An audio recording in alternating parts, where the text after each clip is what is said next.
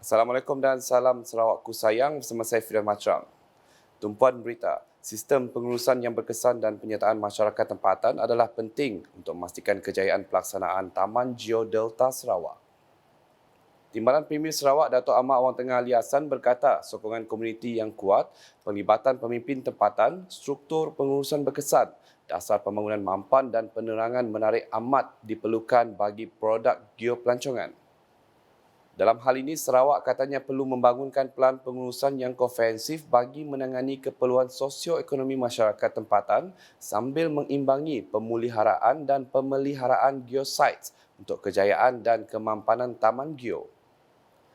Beliau berkata demikian dalam satu kenyataan sempena lawatannya ke Pulau Jeju UNESCO Global Geopark Jeju UGGP di Korea Selatan pada Ahad bagi mengenal pasti kejayaan Jeju UGGP. Menteri Sumber Asli dan Pembangunan Bandar dua itu menambah Jeju UGGP merupakan taman geo contoh yang melibatkan komuniti secara aktif dalam aktiviti taman geo melalui pengukuhan perpaduan sosial untuk memupuk tanggungjawab kolektif. Katanya Jeju UGGP juga menekankan pembinaan kapasiti dan struktur pengurusan yang berkesan dengan sokongan dasar yang kukuh. Laporan seterusnya, projek pembinaan Jabatan Igan sepanjang 1.439 km yang menelan kos sebanyak RM285.54 juta dijangka siap pada suku pertama tahun 2025.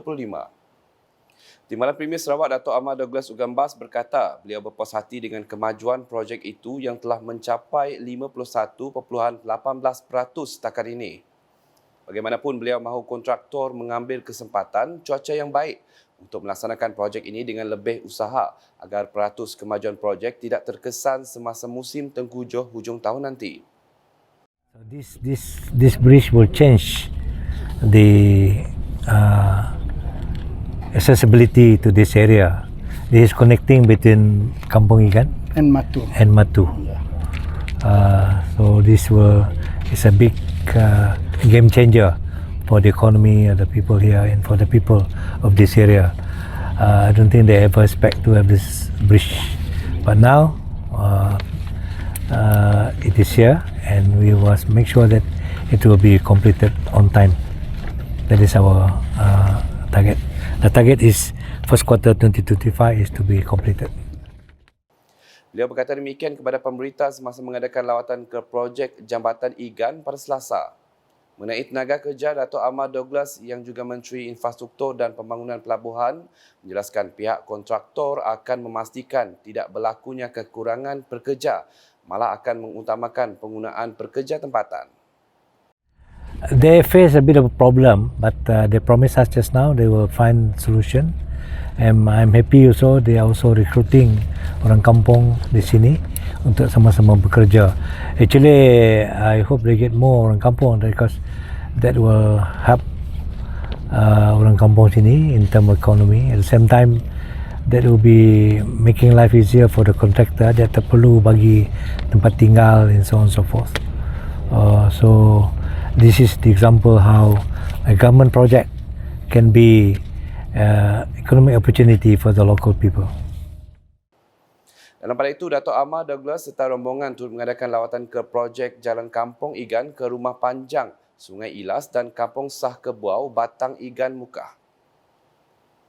Selanjutnya, Kabinet akan memutuskan sama ada bersetuju mengenai garis panduan pemberian indikator K kepada kes anak bukan warga negara yang lahir di Sarawak dan diambil sebagai anak angkat oleh pasangan warga negara pemegang indikator K. Menteri Pembangunan Wanita, Kanak-kanak dan Kesejahteraan Komuniti, Datuk Seri Fatimah Abdullah berkata perkara ini akan dibentangkan dalam persidangan Dewan Undangan Negeri, namun ia perlu diteliti terlebih dahulu.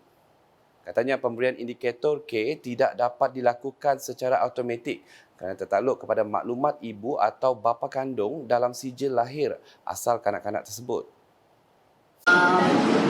Sekiranya ibu dan bapa angkat itu ada K, bolehkan mengikut bukan ibu bapa kandung lagi sebab susah lagi cari dan mengikut ibu bapa angkat saja. So yang itu are some of the proposal, tapi mesti ada syarat keberadaannya dah lama di situ, dah berapa tahunnya diangkat oleh sidang luarnya lah.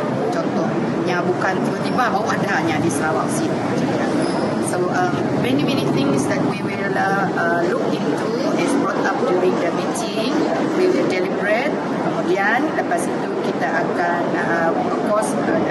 AGU, pihak immigration akan masuk, Jabatan Pendaftaran akan masuk juga, unit pentadbiran Jabatan Premier juga masuk. So once that is sudah diperhalusi, then kita akan bentangkan ke Kabinet. Beliau berkata demikian ketika ditemui pemberita dalam majlis penyerahan dokumen sementara individu tanpa kewarganegaraan di SITKS, bahagian Kuching dan Serian di Pusat Sokongan Sosial Komuniti Kuching di sini pada Selasa. Seramai 24 kanak-kanak telah menerima dokumen sementara itu dalam majlis tersebut. Di SITKS adalah inisiatif Kerajaan Sarawak bagi mengeluarkan dokumen sementara kepada kanak-kanak di bawah 21 tahun yang dilahirkan di Sarawak yang belum mendapat kewarganegaraan untuk digunakan sebagai identiti khusus bagi mendapat akses kepada perkhidmatan pendidikan dan kesihatan. Tempoh sah bagi dokumen sementara itu adalah selama 2 tahun, namun ia bukanlah dokumen kewarganegaraan atau janji untuk pemberian kewarganegaraan Malaysia. Keperkembangan berikut, Menteri Utiliti dan Telekomunikasi Sarawak Datuk Julaihi Narawi melakukan lawatan kerja ke tapak saluran paip pecah di Taman Malihah, Matang di Kuching pada petang Selasa.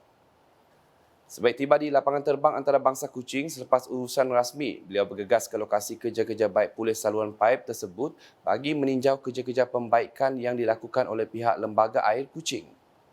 Sebelum itu, beliau telah menerima aduan berhubung saluran paip pecah daripada Ketua Setiausaha Politik kepada Premier Sarawak yang juga adun tupong Fazruddin Abdul Rahman.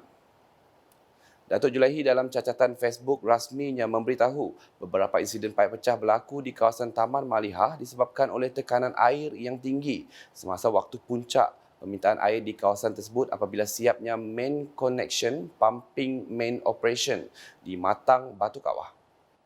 Jelas beliau keadaan bertambah buruk disebabkan paip jenis simen asbestos AC di kawasan tersebut yang dipasang lebih 30 tahun dahulu semasa kawasan ini mula dibangun dengan projek perumahan. Katanya penyelesaian segera yang diambil ialah dengan memasang pressure reducing valve PRV di lorong 7 dan 11 untuk mengurangkan tekanan air tinggi semasa waktu puncak permintaan. Dalam pada itu, Datuk Julaihi memaklumkan buat sementara waktu, tangki air akan diletak di beberapa tempat strategik di kawasan Taman Malihah untuk memenuhi keperluan segera.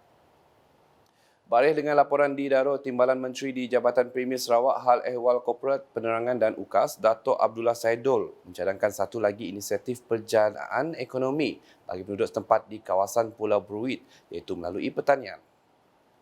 Beliau yang juga adun semut berkata ia juga merupakan hasrat Premier Sarawak Datuk Patinggi Tan Sri Dr. Abang Abdul Rahman Zuhari Tun Datuk Abang Openg untuk mewujudkan pertanian secara moden dan sebagainya. Antara ekonomi utama ialah di bidang perikanan. Tetapi jika dalam hari-hari tertentu mereka tidak dapat turun ke laut, saya rasa industri tani ini adalah satu pilihan seterusnya yang boleh menjaminkan ekonomi keluarga dan sebagainya. Beliau berkata demikian ketika ditemui pada Majlis Penangguhan Agriculture Community Outreach Program AgriCorp di Dewan Kampung Betanak Darul pada Selasa. Tambah Datuk Abdullah lagi, beliau mencadangkan pusat latihan pertanian dibangunkan di zon tengah Sarawak dalam usaha merancakkan lagi minat penduduk setempat ke arah itu di mana terdapat banyak kawasan yang dikenal pasti berpotensi diusahakan sebagai taman pertanian ataupun agropark. Justru beliau tu mencadangkan beberapa inisiatif iaitu menubuhkan kumpulan jaringan tani di bawah Persatuan Nelayan Kawasan, Kelab Sri Kandi Tani yang melibatkan kaum wanita untuk pemprosesan sebagai produk makanan tempatan, menubuhkan kelab tani sekolah untuk mengalak minat para pelajar di sekolah dan menggalakkan para belia mengikuti kursus pertanian dan kaedah tani terkini. Manakala di Sibu, Timbalan Menteri Pengangkutan Sarawak Datuk Henry Ginep yakin Kerajaan Sarawak giat membangunkan kawasan luar bandar termasuk Durin. Dalam hal ini, beliau berkata bahawa kerajaan berkemungkinan akan meluluskan permohonan untuk menarik taraf Jeti Lama Durin dan mengubahnya menjadi tarikan pelancong dengan kawasan sungai. Dalam hal ini, beliau berkata bahawa kerajaan berkemungkinan akan meluluskan permohonan untuk menaik taraf Jeti Lama Durin dan mengubahnya menjadi tarikan pelancong dengan kawasan sungai. Katanya beliau yakin Premier Sarawak akan menilai, melihat dan membahagikan pembangunan di kawasan luar bandar termasuk Durin.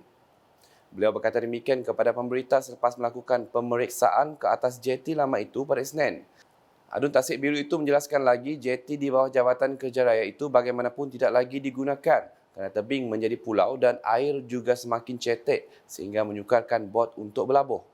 Justru katanya sekiranya kawasan sekitar jeti itu ditukar kepada kawasan waterfront atau tebingan sungai, ini boleh menjadi tarikan baru pelancong di Durin. Sekian edisi tengah hari bersama saya Fidan Matrang. Berita lebih lanjut boleh dapati di semua platform media sosial UKAS termasuk portal ukas.sarawak.gov.my dan UKAS channel YouTube. Sebelum mengakhiri buletin edisi tengah hari ini, saksikan kalender aktiviti-aktiviti yang bakal diadakan sempena sambutan perayaan 60 tahun Sarawak Merdeka. #Menyebar Fakta, salam UKAS.